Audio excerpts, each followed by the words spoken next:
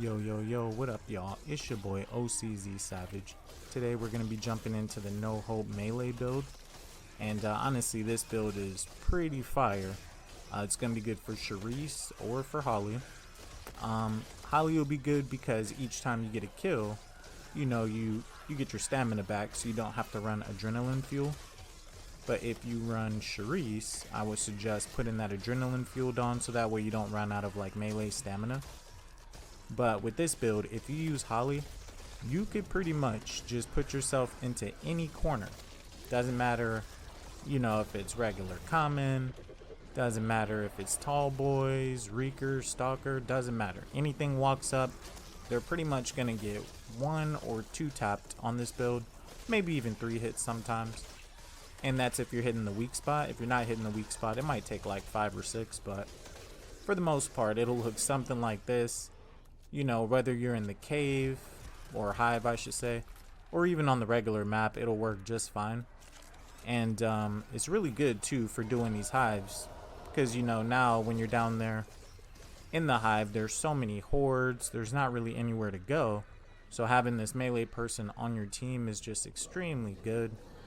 You know, get yourself a nice axe, and then of course make sure you're using the burn card hazmat suit. That's always going to be good.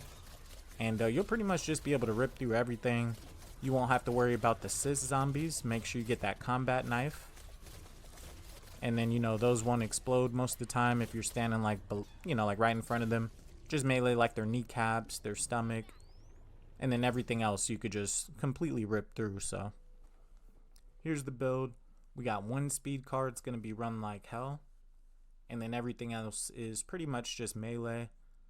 We do have amped up in there, so each time that horde triggers, we get 20 life.